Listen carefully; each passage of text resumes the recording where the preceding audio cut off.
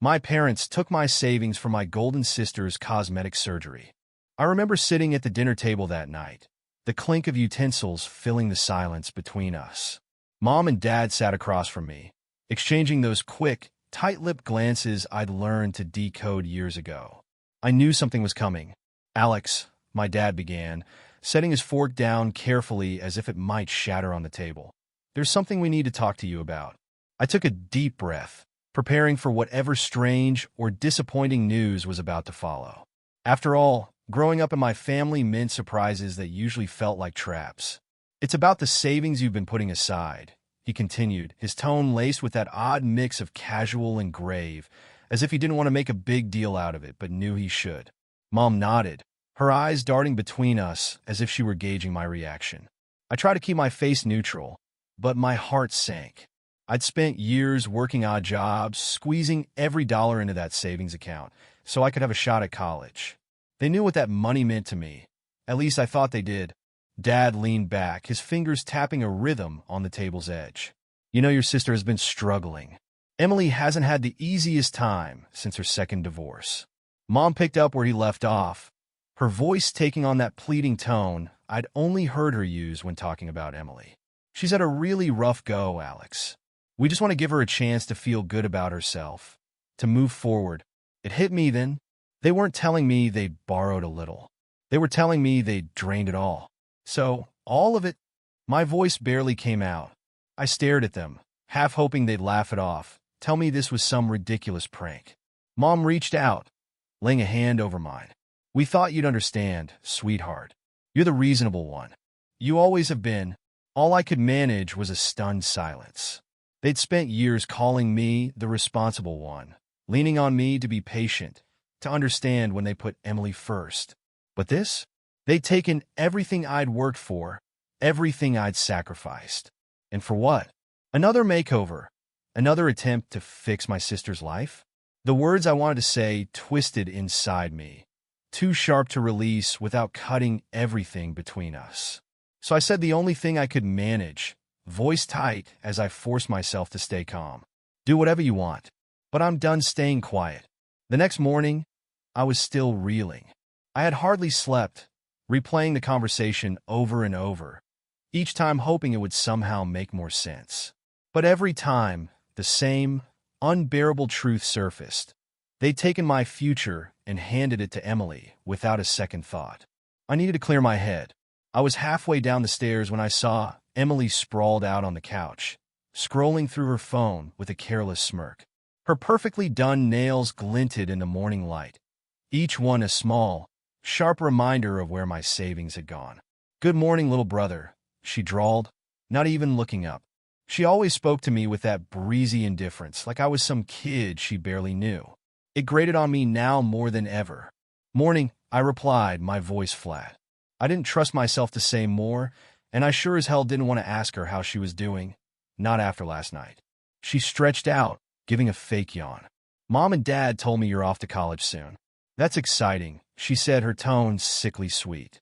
Then she added with a laugh, "You know, I always knew they'd be more than happy to help me out first, but don't worry.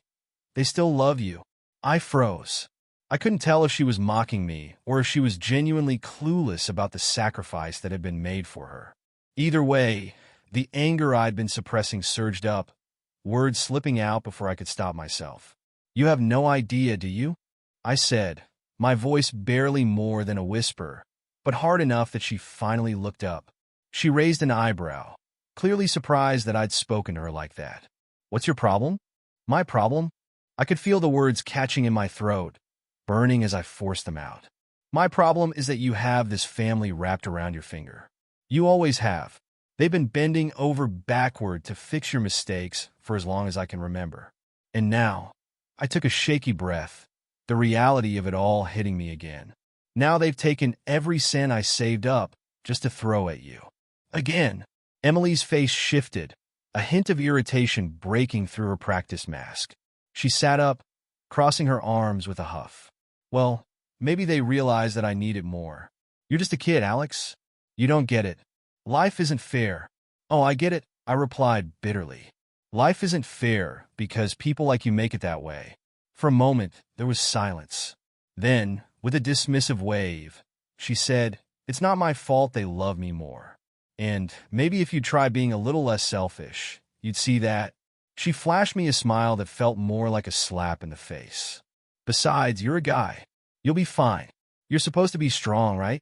The sheer absurdity of her words left me momentarily speechless. All I could do was shake my head, a bitter laugh escaping as I turned away from her. There was no point in continuing this conversation. She would never understand, and I was done trying to make her see the damage she'd caused. Later that day, I found myself pacing in my room, my thoughts swirling in a mess of anger and frustration. I needed to talk to someone who'd listen, someone who might actually understand. That's when my mind drifted to Grandpa. He and Grandma had always been a quiet but steady presence, a little removed from the chaos my parents had created around Emily.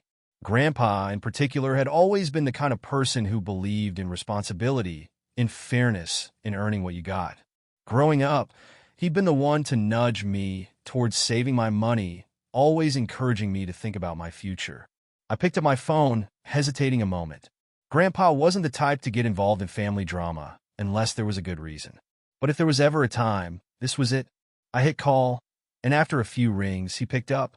His voice was as warm as ever, a steadying presence in the storm. "Alex, how's my college-bound grandson?" he said, a hint of pride in his tone. Just hearing his voice eased some of the tension in my chest. "Hey, Grandpa," I started, trying to keep my voice steady.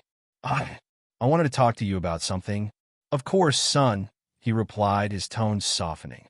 "What's on your mind?" There was no easy way to say it, so I just laid it out, telling him about how I'd saved up for years, working since I was a teenager, only to have every dollar taken without a single conversation. I didn't hold back about how they'd used it all for Emily and her new start, or how they expected me to just swallow it, to be grateful even. Grandpa listened in silence, letting me get everything out. When I was done, there was a heavy pause on the line, the kind that only comes when someone's trying to hold back their anger. "So," he finally said, his voice thick with restrained emotion, "they just took everything, did they?" "Yeah," I answered, swallowing hard. "They said they thought I'd understand, that I'd figure things out somehow."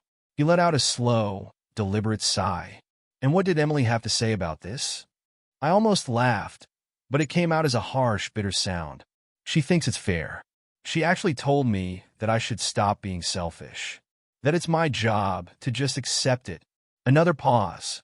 I could almost feel the wheels turning in Grandpa's mind, and I imagined him pacing in his study, the way he did when he was upset but trying not to show it. Finally, his voice came through, calm but firm. "Alex, this isn't right. And if they think they can just pull this without consequences, well, they've got another thing coming." Hearing the edge in his voice, I felt a strange mix of relief and gratitude. For once, someone else saw it, saw the sheer unfairness of what had happened. "Look, Alex," he said, softening a little, "your grandmother and I will take care of this. You've worked too hard to be treated like this. Let us handle it." For the first time in what felt like days, I felt something close to hope.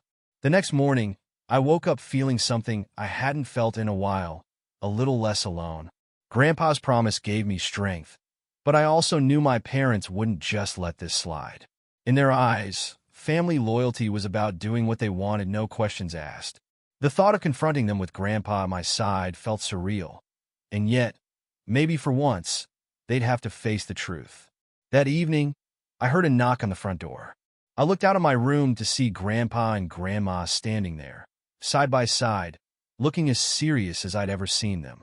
My mom greeted them, her face lighting up in that way it always did whenever Grandpa came around. He was one of the few people who could make her feel like she had something to prove. "Dad, Mom, what a surprise," she chirped, pulling them into the house. "We didn't know you were coming by. We could have prepared something." Grandma shook her head, a polite smile barely touching her lips. "No need, dear. We're not here for pleasantries." My dad appeared from the living room, eyebrows raised. "What brings you two by tonight?" Grandpa gave him a long, assessing look, his voice calm but firm. "We're here to talk about what's been going on with Alex's college fund." The room fell silent. I watched my mom's expression flicker, her smile faltering as her eyes darted toward me. She must have known, on some level, that I'd gone to them. She opened her mouth as if to say something, but Grandpa cut her off. "Before you try to explain," he said, raising a hand, "I want to hear it from you both directly. I want to hear why you thought it was acceptable to take money that Alex has been saving for his education, money he earned himself, and use it for anything other than what it was meant for." My dad looked uncomfortable, shifting his weight from one foot to the other. "Dad, you don't understand. Emily, she needed help. After everything she's been through, we thought it was the least we could do for her. Alex is young. He's got time to figure things out." Grandpa's eyes hardened. "Time to figure things out," he repeated, his tone chillingly calm. "That's your answer? You stole his future and gave it away. Just like that?" Mom stepped forward, her voice full of the same soft, insistent pleading she'd used on me. "Dad, please. You don't understand.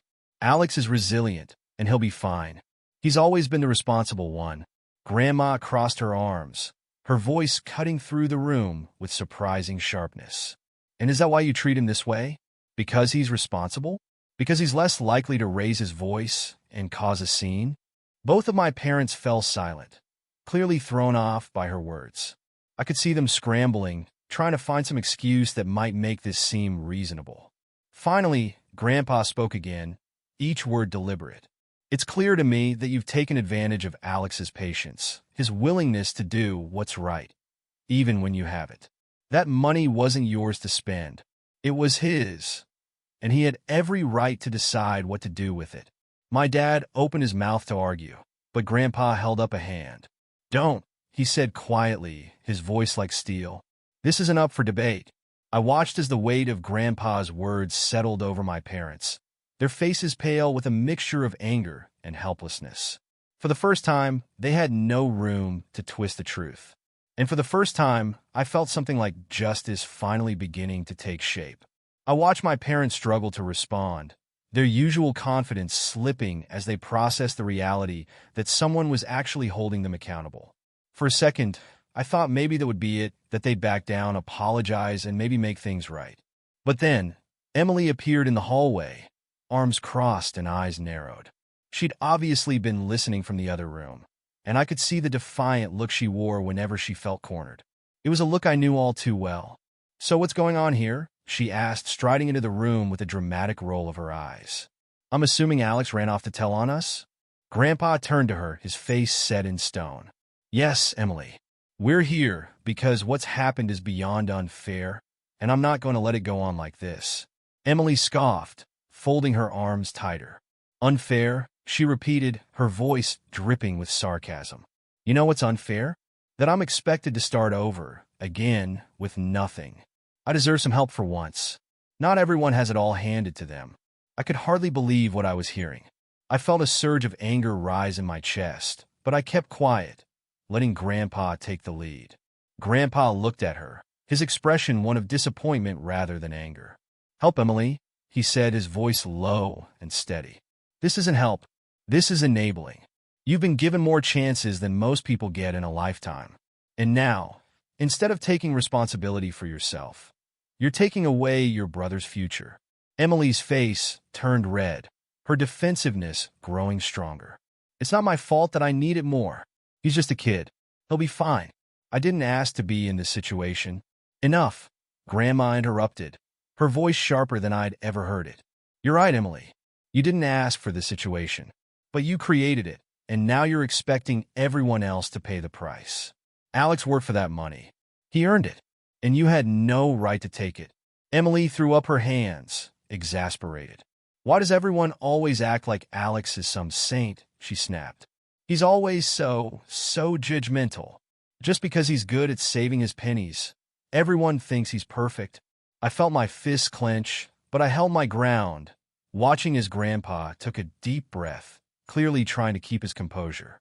"This isn't about Alex being perfect," he said slowly, "and it's not about punishing you, Emily. It's about respecting what each of you has worked for. Alex has every right to expect the money he's saved to be there for him when he needs it." Emily glared at me, her eyes full of resentment. "You know what, fine," she said, her voice shaking with barely concealed rage. "If it's that big a deal to everyone, then maybe I'll just leave. I'll disappear." Then you'll all be happy, right? Her words stung, but I could see right through her attempt to guilt us.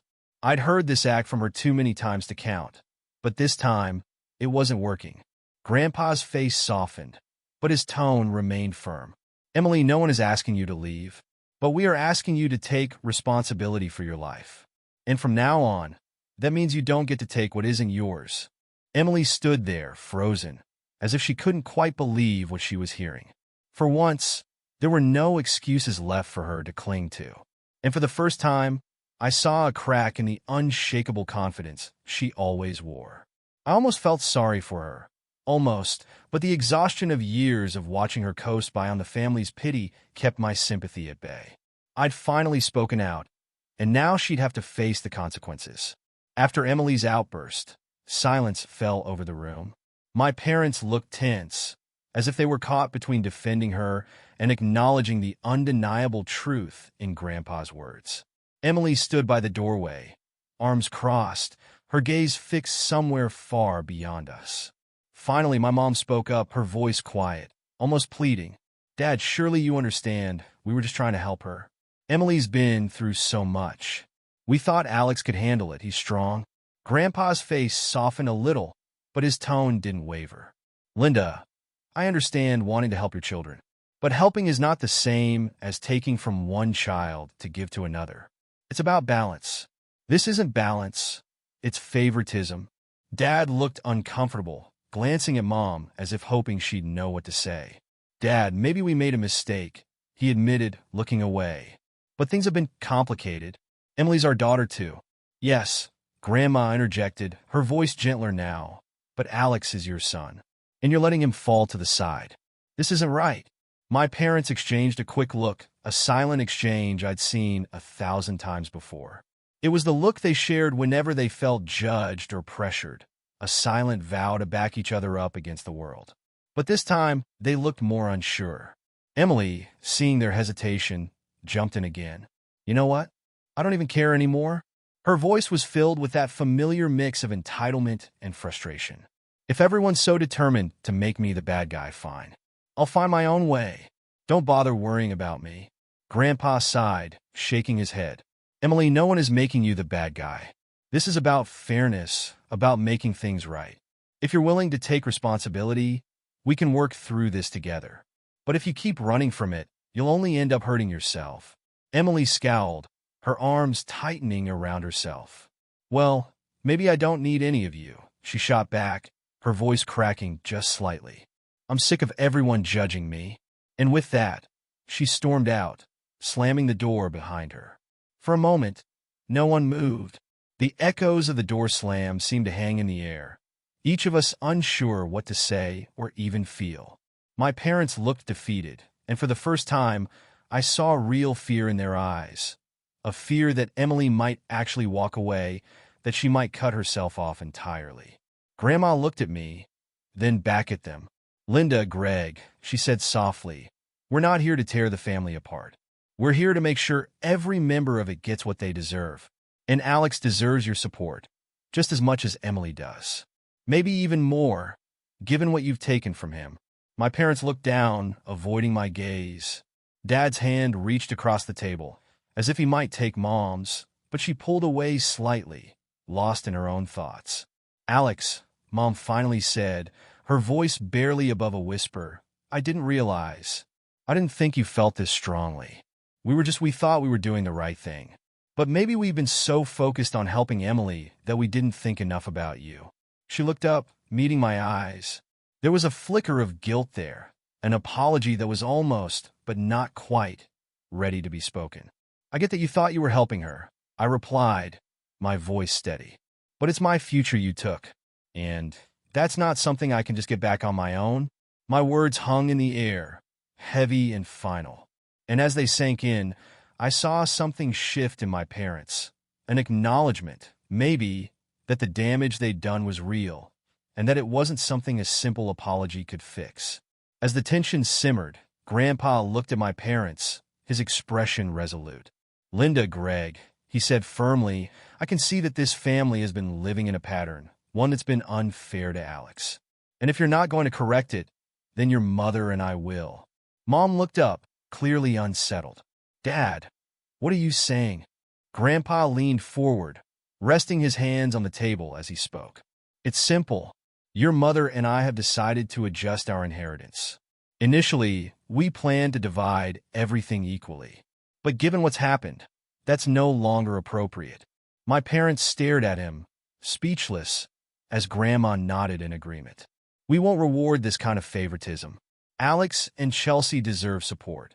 They've had to carry a lot without receiving much in return, she said, her voice filled with a quiet but unmistakable resolve. Dad finally found his voice, but it was more a stunned stammer than anything else.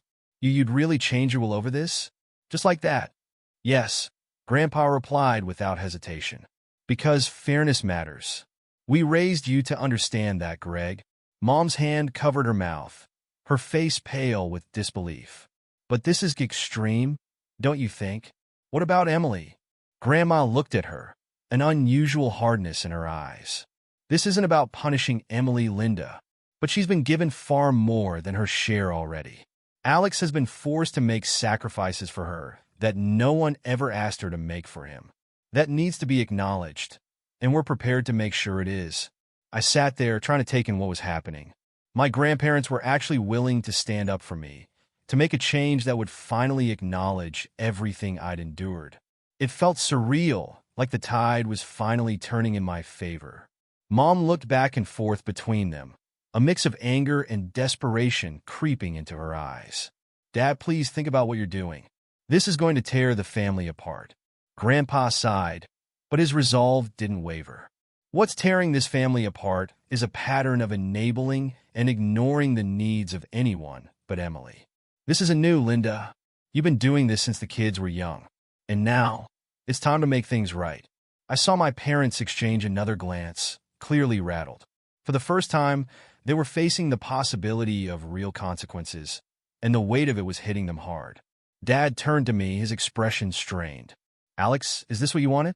To have your grandparents take sides? You know how complicated family can be. We were just trying to help Emily. I took a deep breath, holding his gaze. I never wanted things to come to this, Dad. But I also didn't want to lose everything I worked for just because you decided Emily needed it more. I deserve a future too.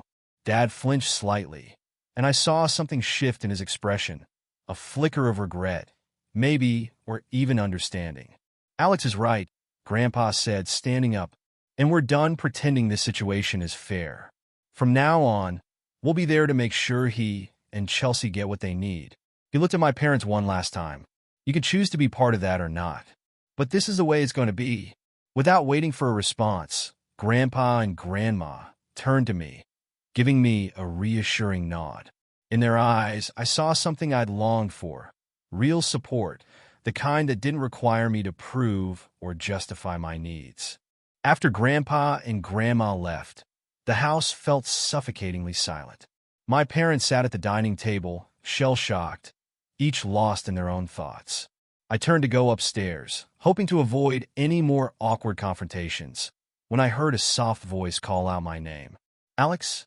I turned to see Chelsea standing at the top of the stairs, clutching the banister, her face pale. I hadn't even realized she'd been home, and judging by the look on her face, she'd overheard everything. I gave her a small nod, motioning for her to come downstairs. She hesitated for a moment, glancing at our parents with a mix of wariness and determination, then slowly walked down to join me. When she reached me, she spoke quietly, her voice barely above a whisper. Is it true? They took everything from you for Emily? I nodded, feeling a pang of guilt. Chelsea was only 14, and she'd grown up in the same family dynamics, but she'd always seemed so untouched by it all, like she lived in a separate, gentler version of our world. I tried to shield her from the worst of it, but now that shield was gone. Chelsea glanced toward our parents, then back at me, her eyes wide and sad. I don't understand. Why would they do that to you? I took a deep breath, unsure how much to tell her. It's complicated, Chels. They thought they were helping Emily, I guess. But sometimes helping one person ends up hurting someone else. Chelsea looked down, processing this. After a moment, she spoke again, her voice tinged with an edge of defiance I rarely heard from her.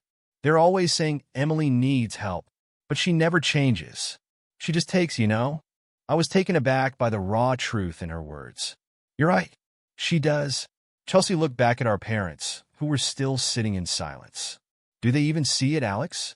Do they realize that they're making things worse for her? I shrugged, feeling the weight of the question. I don't know, but I think they've been so caught up in trying to fix things for her that they don't see how much it costs the rest of us. Chelsea's face darkened, and she let out a small, frustrated sigh. I don't want to be like her, she said, almost to herself. They keep telling me to look up to her, but I don't want to turn out like that. I put a hand on her shoulder, giving it a gentle squeeze. You won't, I said firmly.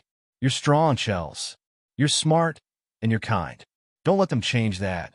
She looked up at me, a flicker of hope in her eyes. Do you really think so? I nodded, feeling a surge of protectiveness. Yeah, I do. And I'll be here for you, okay? Whatever happens with Mom and Dad, I'm not going anywhere. She gave me a small, grateful smile, her shoulders relaxing just a bit. But then, as if remembering something, her face turned serious again. Alex, do you think they'll try to take things from me too? The question hit me like a punch to the gut. I hadn't thought about that, about how my parents' behavior might affect Chelsea's future too. I could see the fear in her eyes, the same fear I'd felt, that I'd buried to survive. I swallowed, looking at her steadily. Not if I can help it. She nodded, visibly relieved. And for a moment, it felt like we were the only two people in the room, bound by an unspoken understanding. Whatever happened next, we'd face it together.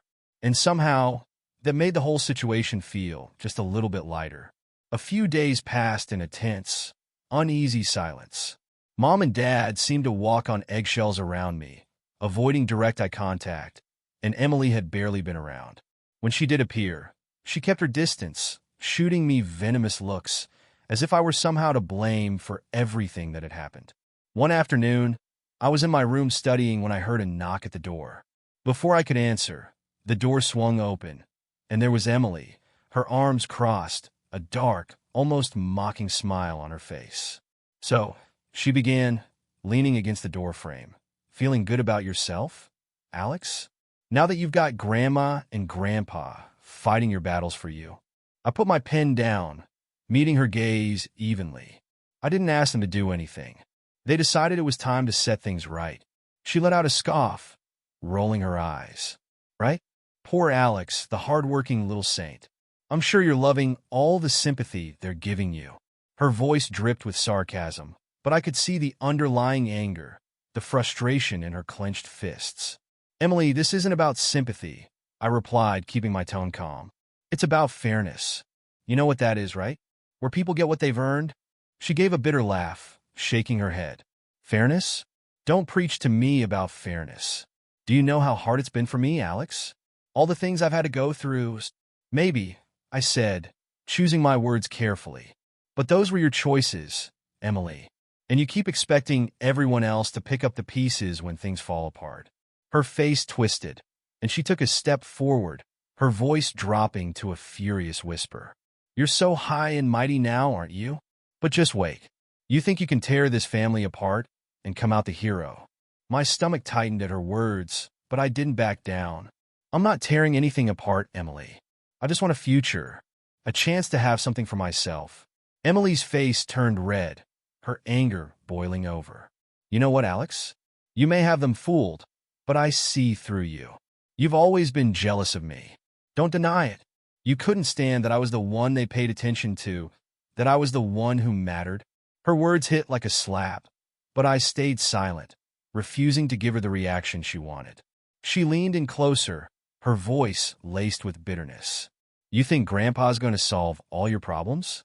You think they're going to keep swooping in to save you every time something goes wrong? Just wait. This won't last forever, Alex. And when they're gone, you'll be right back where you started. She turned on her heel, storming out and slamming the door behind her. I sat there, her words ringing in my ears, my chest tight with a mix of anger and hurt. Part of me wanted to yell after her, to tell her how wrong she was. But I knew it would be useless. Emily's world was one in which everyone else existed only to serve her needs, to pick her up whenever she fell. As I sat there, I made a quiet promise to myself. I wouldn't let her break me, no matter what she said or did. I'd keep moving forward for myself, for Chelsea, and for the future I'd worked so hard to build. After Emily's confrontation, a strange, tense silence settled over the house. She had thrown down a challenge, and though no one said it out loud, we all felt it. It was as if there was now an invisible line dividing the family. On one side were Grandpa, Grandma, Chelsea, and me on the other, Mom, Dad, and Emily. Each interaction felt charged, every glance filled with unsaid words. Mom tried to keep things normal, making small talk at dinner, commenting on the weather, or mentioning a new recipe she wanted to try. But beneath her cheerful voice, I could feel her stress. She'd shoot me wary glances when she thought I wasn't looking, as if unsure what I might say or do next. And Emily? She was always in the background, keeping her distance but sending daggers with her eyes whenever she passed me. She didn't say anything to me directly, but she'd make these snide, underhanded remarks at the dinner table. One night, as we were eating, she set her fork down and let out a dramatic sigh. "Must be nice, Alex," she said with a sneer. "Having the whole family rally around you for once. You finally got what you wanted, didn't you?" I didn't even look up from my plate. I didn't ask anyone to rally around me, Emily. They just finally saw things for what they are. She scoffed, her voice dripping with sarcasm. "Right? Because you're just so righteous, aren't you? Always the perfect, obedient son who never does anything wrong." Dad, sensing the tension rising, put his fork down with a sharp clink. "That's enough, both of you," he muttered, not meeting either of our eyes. But his voice was tight, his jaw clenched, and I could see the stress written on his face. Emily smirked, taking a sip of her water. "Just saying, some of us don't need to play the victim to get attention." Chelsea, who had been quietly pushing her food around her plate, looked up, her voice barely a whisper. "Alex isn't playing the victim, Emily. He just wants to be treated fairly." Emily rolled her eyes, giving a mocking laugh. "Oh, please, Chelsea. You don't know what it's like to have real problems. You're still a kid. One day, you'll understand how the world really works." Chelsea looked down, clearly hurt, and I felt a surge of protectiveness. I couldn't let Emily keep bulldozing over her, the way she'd bulldozed over me for years. "Actually, I think Chelsea understands a lot more than you give her credit for," I said, my voice calm but pointed. "And maybe if you took responsibility for your own life instead of blaming everyone else, you'd see that." Emily's face went red, her grip on her fork tightening. She opened her mouth to say something back, but Dad held up a hand, his voice firm. "Enough!" He looked at me, then at Emily, frustration etched across his face. "I don't want this family tearing itself apart because of a few misunderstandings." I almost laughed at his choice of words. Misunderstandings. It was like he was trying to downplay the years of favoritism, of sacrificed futures and broken promises. But I stayed silent, watching him struggle to maintain some semblance of control. After a strained silence, Mom cleared her throat, forcing a brittle smile. Let's just enjoy our dinner, okay?" The rest of the meal was quiet, each of us retreating into our own thoughts. I could see Chelsea glancing at me now and then, her eyes filled with a mix of confusion and admiration. And though Emily didn't say another word, I could feel her seething, a storm of resentment brewing beneath her silence. It was clear now, Emily wasn't going to let this go. She'd always been the center of our parents' world, the one whose needs were always prioritized, no matter what. And now, for the first time, she was being forced to share the spotlight, to face consequences she wasn't used to facing. As I lay in bed that night, I knew this silent war wasn't over. If anything, it was just beginning. But I was ready. I'd stayed quiet for too long, accepted things I never should have. This time I wasn't backing down. The tension in the house had started to feel suffocating, like a weight pressing down on everyone, squeezing us tighter each day. I could see the strain wearing on Chelsea, too, her quiet nature retreating further as she tried to avoid getting caught in the crossfire. I hated that she was pulled into this mess, that she had to see the family splinter this way. One afternoon, as I was coming down the stairs, I saw Grandpa's car pulling up outside. I watched through the window as he got out, carrying a small stack of papers in one hand and a determined look on his face. Mom and Dad were sitting in the living room, both of them visibly surprised when Grandpa walked in without his usual warm greetings. "Hello, everyone," Grandpa said briskly, glancing around the room. "I've come to discuss some steps we're putting in place for Alex and Chelsea." Mom looked at him, her expression a mixture of confusion and exasperation. "Dad, are you serious? You're going to walk in here with some plan to just change everything? We've been raising them just fine." Grandpa raised an eyebrow, his calm demeanor unshaken. "Linda, it's because I love you all that I'm stepping in. It's become very clear that things aren't just fine." Dad shifted uncomfortably, but Grandpa kept talking. "I've spoken to my lawyer, and I've decided that both Alex and Chelsea will receive set funds for their education. These accounts will be protected. No one but the two of them will be able to touch that money." He set down the papers on the coffee table, his gaze steady. "This is final." A stunned silence fell over the room. I watched as my parents exchanged a glance, their expressions shifting from shock to a kind of resigned acceptance. They knew Grandpa well enough to understand that when he said final, he meant it. Grandma, who had come in quietly behind him, walked over to Chelsea and put a gentle hand on her shoulder. "You'll have what you need to pursue whatever dreams you have, Chelsea," she said softly. "And Alex, you'll be able to focus on college without worrying about the cost." A strange mix of emotions welled up inside me. Relief, gratitude, even disbelief. I'd been so focused on the battle, on standing up to my parents and facing down Emily, that I hadn't let myself hope for a real solution. But here it was, handed to me by two people who genuinely cared about my future. Emily, who had been silent until now, suddenly spoke up, her voice thick with bitterness. "So that's it? Alex and Chelsea get their golden tickets, and I'm just left out in the cold?" Grandpa turned to her, his gaze soft but unyielding. "Emily, you've been given more chances than you know, and we're not abandoning you. But it's time for you to stand on your own 2 feet." Emily's face fell, her eyes darting from Grandpa to Mom, who looked away, and then to Dad, who seemed just as uncomfortable. It was the first time I'd seen her expression falter, her confidence cracking. "I can't believe this," she muttered, shaking her head. "You're all just letting them win?" "This isn't a competition, Emily," Grandma replied gently. "It's about giving Alex and Chelsea a fair shot.